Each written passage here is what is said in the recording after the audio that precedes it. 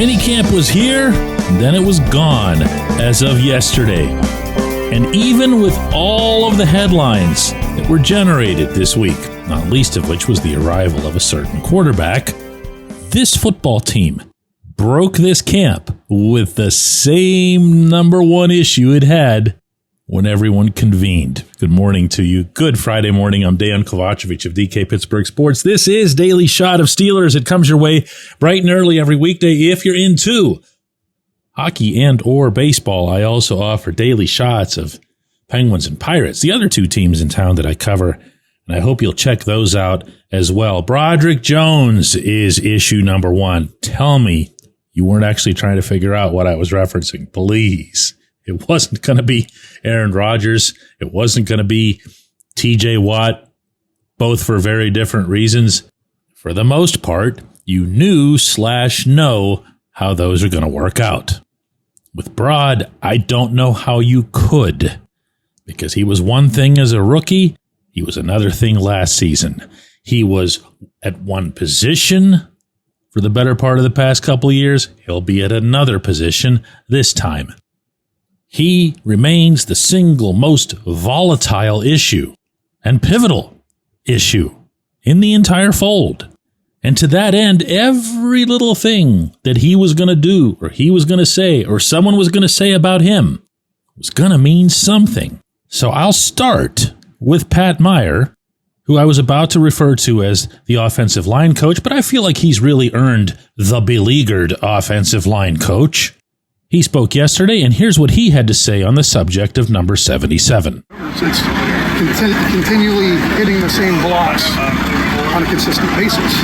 That's it. That's, again, being a young guy, now he's going into year 3, it's got to just be more consistent. Year 4, I'd say more consistent. It is what it is. All right, not to be that guy who critiques what it is that coaches say when speaking in public, because I don't want my offensive line coaches to be brilliant, free-flowing orators. I just want them to be really good at teaching people how to block. That said, this is Meyer's assessment of what Brod needs to do this season. I'm going to repeat the quote. It's continually hitting the same blocks on a consistent basis. That's just it. It's just got to be more consistent. No, I'm sorry. That can't just be it. I think I understand what he's saying, and I definitely understand why he wouldn't want to engage in specifics. But this almost sounds like someone who doesn't have those specifics. And I'll give you an example of what I mean. My own perception, and way more important than that, others' perception, people who really know offensive line, when they watch Brod, they will insist that he has issues finishing his play. He'll begin it, he'll have that first big block, but something's going to throw him off, and he'll either think the play is over or not think it through to the second level. If any of that sounds familiar, it's because I was saying a lot of the same stuff about Chuks Okorafor for a long time. Chuks, like Brod, had this massive natural frame and athleticism and was able to get away with, for years, just existing. He could basically just move off the snap and exist and be an effective blocker. Not in the NFL. They've got a million different ways to beat you in the NFL. So here's hoping that whatever Meyer is saying behind closed doors is a whole lot more insightful and helpful to the athlete than that assessment was. Now, here's Brod himself also yesterday on just what he got out of minicamp. I think it went as good as it could go. With everything that's going on with me moving back to the left from right and, everything that's going on. But, I still got a couple more weeks to, just hone in on my skills and continue to develop on the left side and, come in ready for camp. So for me, the main takeaway from just seeing him, hearing him, being around him, talking to him, is that his chin's up. His confidence level remains high. He's not even in the solar system of beating himself up or needing to be picked back up. while also at the same time, this matters as well, he very much seems to understand that all eyes are on him and that the way the 2024 season went wasn't anywhere near good enough. Now that you heard from them, I'm going to share with you stuff that I've heard and to an extent seen in these off-season workouts related to him. His teammates are of the mind that he has made marked progress since last season. And his teammates are of that mind in large part because they love what they're seeing from him after having lost a meaningful amount of weight. Brod did blurt out at one point that it was around 20 pounds. That seems a lot, but, I've not known him to lie, so maybe that's accurate. The weight loss/gain change that any athlete in any sport makes over an off season can be overblown, and then by the time the season starts, they'll end up fluctuating back to whatever their weight would have been the previous season anyway, and no one will talk about it.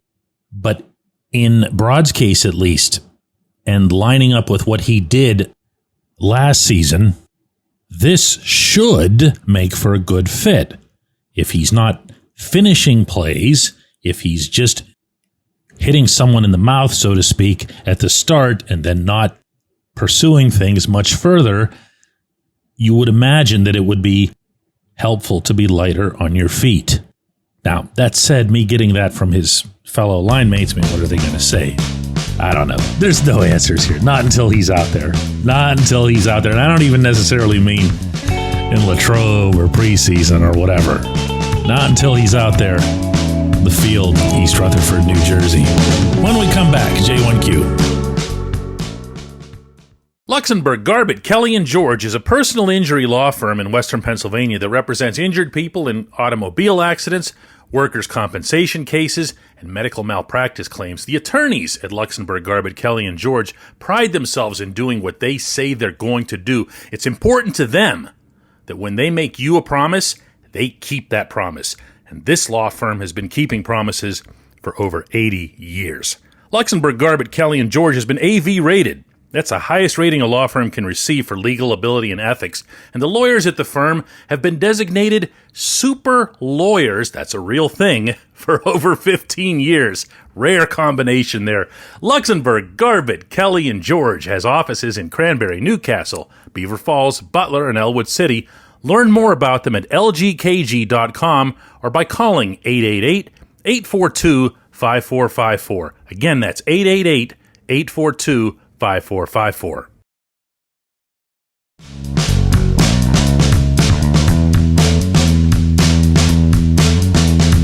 Today's J1Q comes from Bob, who says, DK, not for nothing, but have the Steelers ever had a collection of three wide receivers who all had 4.3 speed like they do now, with DK Metcalf at 4.33, Calvin Austin at 4.32, Roman Wilson at 4.39. These times that you cite, Bob, almost invariably are from a player's scouting combines. And then they don't really get tested like that ever again because there's no reason to. So I'm not going to, throw them out. They do mean something. They do mean that that particular human is capable of running at that particular speed on that particular day in that particular setting. Meaning indoors, in Indianapolis, in a straight line, right out of college. Sure, they're fast. They're also different. They're really different. That was one of the points that Zach Azzani, the wide receivers coach, was making over on the South Side this week, inciting the different strengths that all of them have, but in particular delineating between Metcalf and Austin, which is really easy to do, by the way. Because to the naked eye, one of them appears to be roughly half the size of the other. But to try to answer your question, to the first part of it, have the Steelers ever had? That's always tough. When the money receivers were here, obviously you had Mike Wallace, who was seen pretty much universally through the NFL as the league's fastest player at his position. But he was out there with Emmanuel Sanders, who wasn't really known as a burner, and Hines Ward, who was never known for his speed. hence their nicknames. If I remember this correctly, Wallace was fast money. Hines, I can recall, was old money because he was later in his career. And, Emmanuel was easy money. At some point, AB got in on that. AB, Antonio Brown, was cash money. So were they faster? I don't know.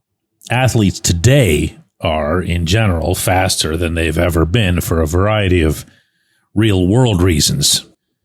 Training, nutrition, equipment, that sort of thing. But I'll tell you what I do like about these receivers that you cited, Metcalf, Austin, Wilson, being quick. And I'm also going to throw into that Caleb Johnson and Jaylen Warren, because one of the advantages that you have, if you have a healthy Aaron Rodgers, is that because of his ability to read the field quickly and to react even more quickly, meaning his release time, is he'll get guys right off their jump, right off their get-go.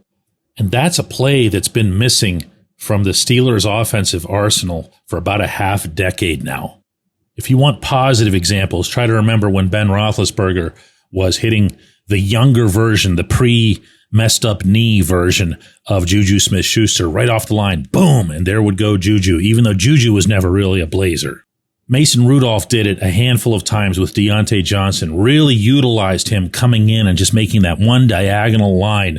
Did it with George Pickens a couple of times as well. But for the most part, it's like that play hasn't even existed. It will have to exist under Rodgers. It's always been part of his weaponry.